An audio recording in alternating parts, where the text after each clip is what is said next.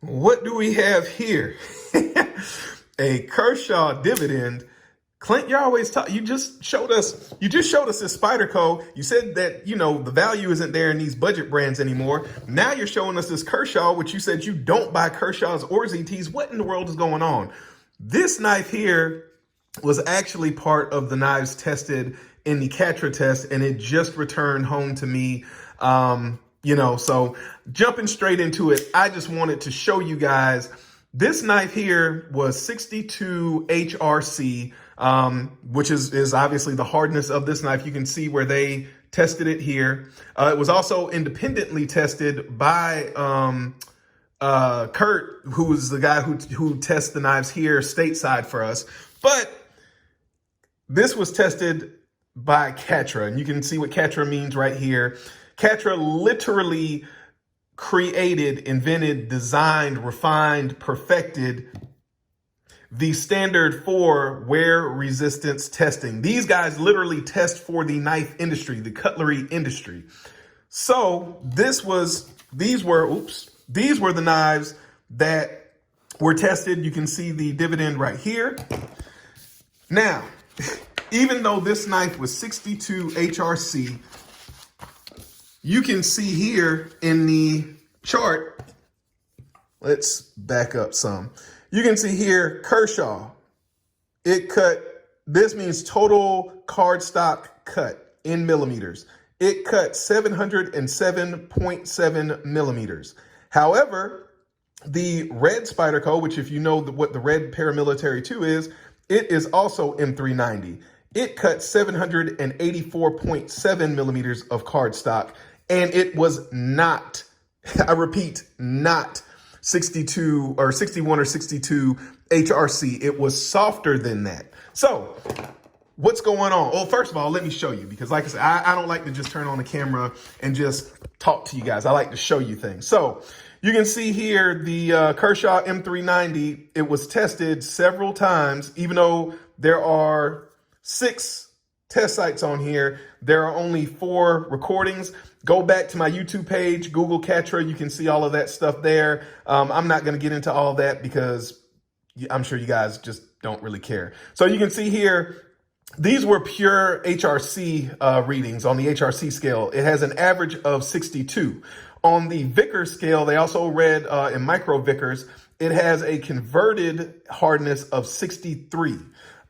Here, the red Spyderco paramilitary 2 we talked about, it had a converted hardness of 62 on the Vickers, converting Vickers to HRC, it was 62. However, reading pure HRC, it was 60. So you can see here, there's a 2-point difference. You're saying, Clint, this is 62 HRC. This is M390. This should have absolutely blown the doors off of something that is softer. This is hard. This is good. This is good, Clint. This is hard. There's more to it than that. There is much more to it than that. Even if you go back, and yes, this is mislisted here. Like I said, I'm not going to get into all of that stuff. If you want to look into all of the Catra stuff, go back to my YouTube page or search Make Knife Steel Great Again, the hashtag here on Instagram. You can see that the black Spyderco paramilitary, it had a converted hardness from Vickers to HRC of 62, and it had an average pure HRC reading of 61. So even this 61, not M390, S30V was still 1 point softer than this M390, which was the hardest out of the bunch. And let's go back to refresh your memory on how much the S30V cut compared to this M390. So we had the black Spyderco, and you can see here, it cut 641. This M390, which was 2 points harder, cut 707. So there's like a 65-ish point difference here between these two. And now you're saying, Clint, there's only a few points difference here and there. That's not really a big deal. The hardness scale is not linear, meaning if you were looking at a graph, it is not going to fall on the graph like this. It is going to look more like a hockey stick. It's going to kind of go up, and then it's going to just shoot almost directly up. It's like decibels. You know, if you're familiar with decibels, every 3 decibel increase is twice as loud. So I think like your average office or your average home is 25 or 30 decibels, somewhere in there. So if that environment is increased by 3 decibels, so 25 to 28 or 30 to 33, that room is now twice as loud. So when you're seeing just a 1 or 2 point difference, you're not looking at just a linear step. You're not looking at just a linear step. You're looking at an exponential increase. So there's a significant difference here, especially once you get over 60 HRC. So why did you make this video, Clint? What is all this stuff about? First of all, the one thing that this showed both on, and definitely go back and look at Outpost 76, look at his channel. I believe he has it under Ketra as well. Just search Ketra on YouTube. The only things that will come up are related to these tests here.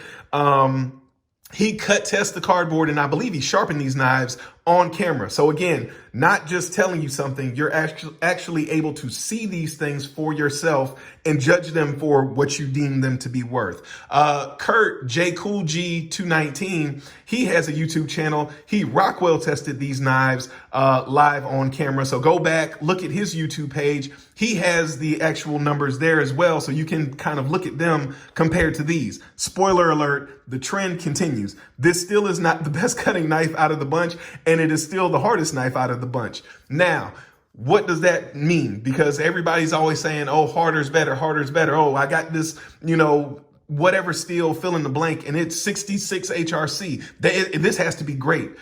It does not matter what the stamp on the blade is or the hardness is if the steel has not been processed to bring out the maximum performance of that steel. I'll put it that way. And I'm kind of glossing over and covering the surface. I'm not digging deep. Again, if you want to dig deeper, go back, look at the Ketra stuff. If you've already looked at the Ketra stuff, there's plenty more stuff that Kurt and Roman and Big Brown Bear and all kinds of other people have put out. There's all kinds of places you can dig deeper and deeper and deeper. However, to keep it very surface, the microstructure, basically the grid pattern, if you've ever walked past a building and seen the scaffolding outside of a building, that scaffolding has to be built properly. Otherwise, the person working on the scaffolding is going to fall, or otherwise this apex, this edge is not going to hold up the way it should. So that is what we are seeing here in this instance. This could be several things. It could be just poor processing across the board, and that scaffolding, that internal scaffolding inside of this steel matrix could just be poorly formed, or it could be, Google for me, ZT-LMAX. Read that history. That was really the first time burnt edges was mainstream and everybody was talking about burnt edges. It could be exactly what we've been telling you guys about, and there's documentation out there on this stuff as well. Research papers on burnt edges, where if you overheat the edge, and that can happen at a pretty low temperature, much lower than you would think, around 200 degrees Fahrenheit. Turn your oven on and think about 200 degrees. 200 degrees is not a lot of heat. So this comes from aggressive dry grinding as they're sharpening, or as they're even forming these primary grinds here.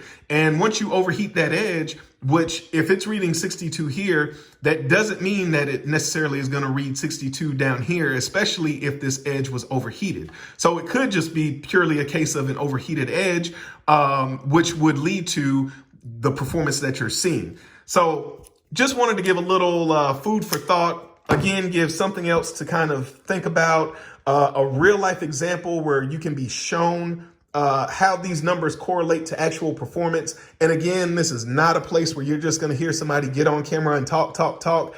You can see here, this is an official report. This is a $600, $700 report. There's also the Bro Science report that matches up with the trend that you see here, both in the hardness and in the cutting performance. So go back, check it out.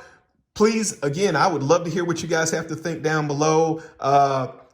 Remember, a lazy man carries a dull knife, and don't be a dumb person with a smartphone. Seriously, look it up. ZT-LMAX.